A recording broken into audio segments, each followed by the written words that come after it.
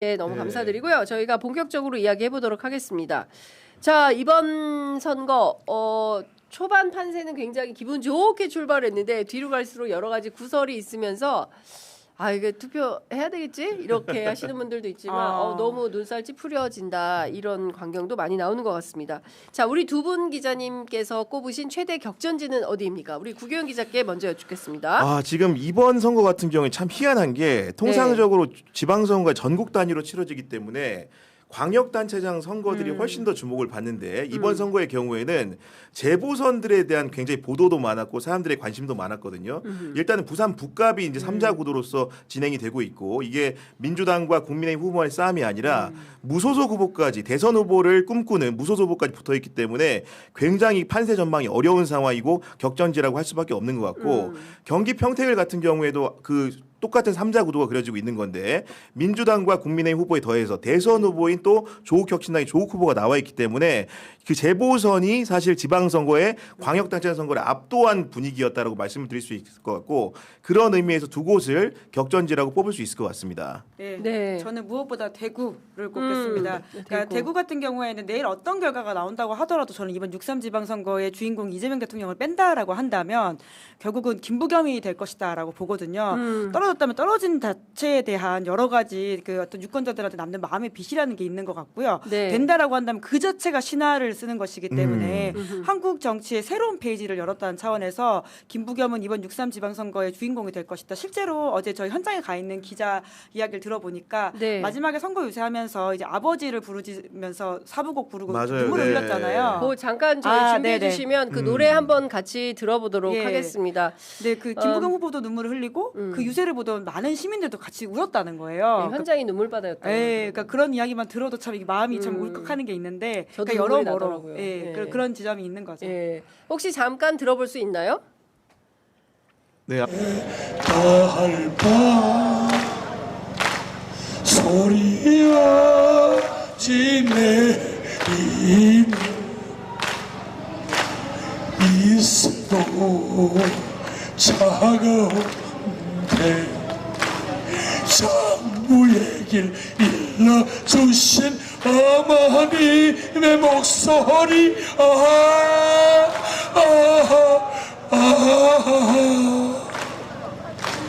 그 목소리가 미워라.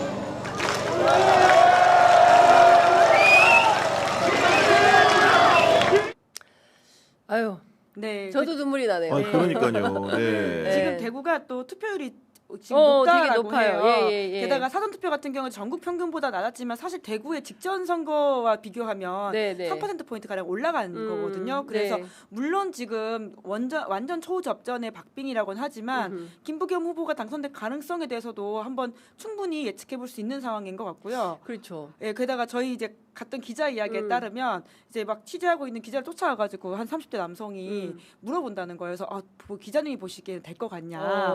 만약에 이번에 안 되면 대구는 자기가 60대 될 때까지 안 바뀔 것 같다. 이런 이야기를 했다면서 엄청 절박하게 이야기를 하고 있대요.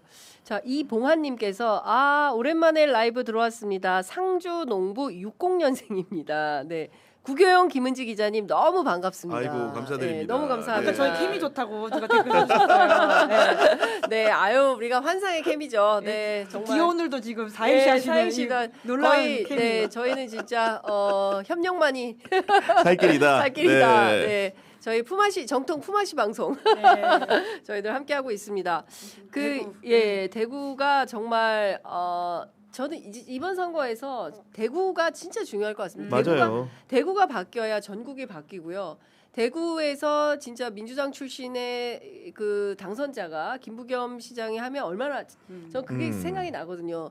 저분이 원래 잘 나가던 그 수도권의 국회의원이 그렇죠, 한나라당이긴 군포. 했지만 군포 그렇죠. 군포에서 네. 당선을 하시고 그리고 나서 나는 고향으로 간다 해서 막 그렇죠. 보좌관들이 지역주의에 뜯어 말렸어요. 붙이겠다. 예, 네. 지역주의와 싸우겠다.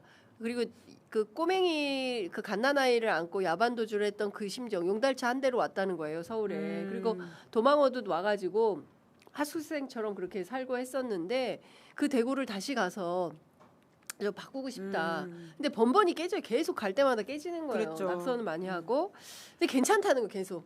낙선했는데 괜찮다 괜찮다 막 그래.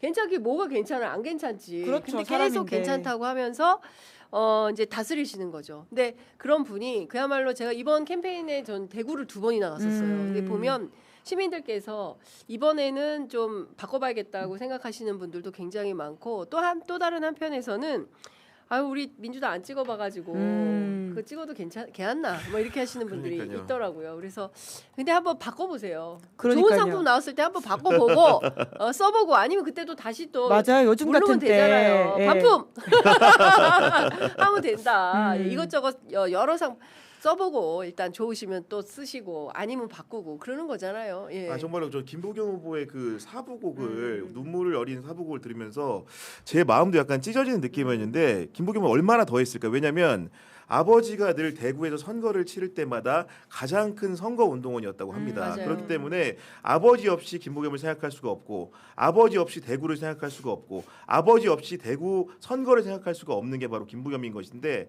그런 마지막 울부짖음이 정말로 우리 대구 시민들의 마음을 공명시켰으면 좋겠다 이런 생각이 드는 거고 저는 또 이번에 보면은 김부겸의 전매 특허라고 할 수 있는 벽치기 유세라는 게 있지 않습니까? 맞아요. 예. 유세차에 타가지고 아파트를 보면서 이렇게 유세를 하는 건데 제가 그 현장에 있었잖아요. 와. 네, 통상적인 그런 유세 문법과 달리 왜 이렇게 이동하는 유세차에서 아파트 벽을 보면서 유세를 하느냐.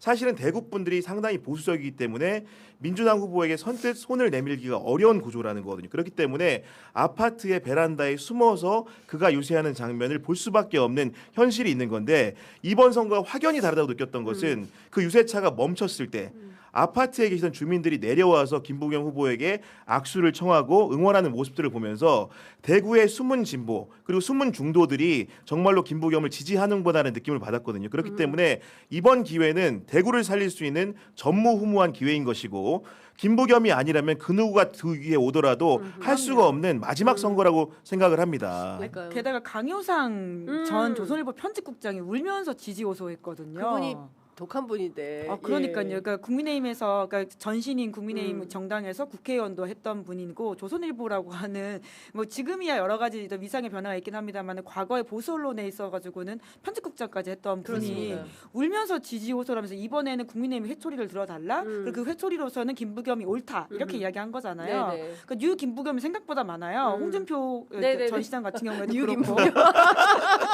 심지어는 그 구자욱 선수의 아버지도 네. 공개 지지를 하면서 선거에 호소를 하고 있거든요. 네네. 그러니까 이런 현상만 보더라도 뭔가 변화가 지금 들끓고 있는데 이 99도에서 100도를 넘어가지 못하면 결국 99도는 끓지 않는 것이거든요. 그렇죠. 그러니까 반드시 예. 100도를 넘겨서 이번에 변화한다라고 하는 희망을 줘야지 대구의 청년들한테도 네. 어떤 선거의 효능감과 변화가 가능하다는 가능성을 좀 뭐 열어준다는 예, 차원에서 예, 예. 반드시 좀 투표하셨으면 좋겠습니다. 그렇습니다.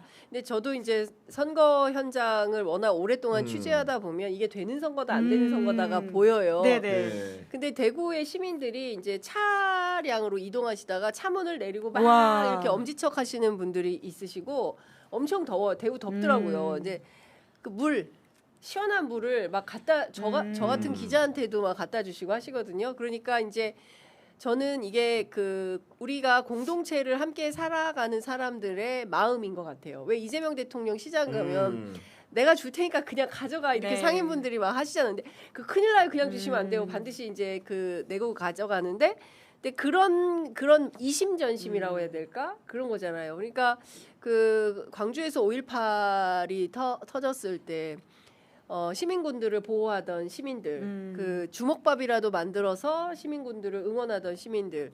그리고 그때 저는 1989년에 이제 대학에 입학을 했는데 그때 최루탄이 난무하고 맨날 이제 거리에서 집회가 있고 그랬었어요.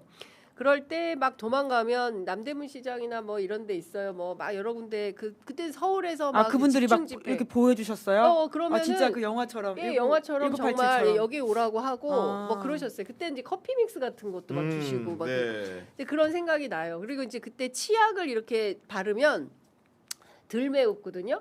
그러면 이제 큰 치약 럭키 치약이야. 있나 지금? 모르겠네. 럭키 치약을 가서 이렇게 쭉쭉 짜는데 자기만 하고 하는 게 아니라 주변에 있는 친구들 다 하는 거예요. 그 치약 한 통 우리가 다 쓴다.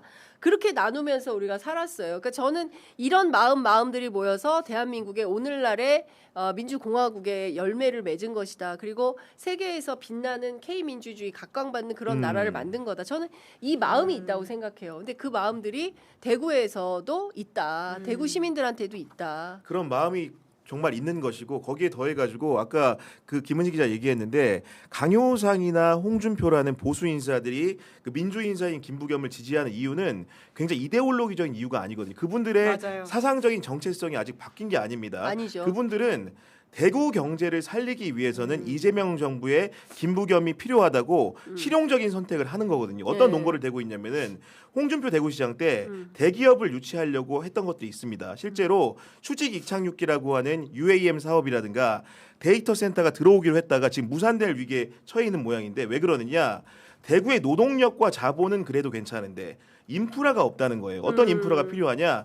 신공항이 필요하다라는 겁니다. 근데 그렇죠. 공항 건설을 하려고 하면은 지방 정부의 예산이나 지원만 가지고는 안 되는 거예요. 네. 중앙 정부의 전폭적인 뒷받침이 필요한 것인데 그러려면 대구 경제를 살리기 위한 도구는 김부겸이 되어야만이 이재명 정부의 전폭적인 지지를 받을 수 있기 때문에 네. 이런 논리적인 귀결이 따르는 거기 때문에 그런 부분들도 이번 표심에 영향을 상당히 줄 거라고 생각을 합니다.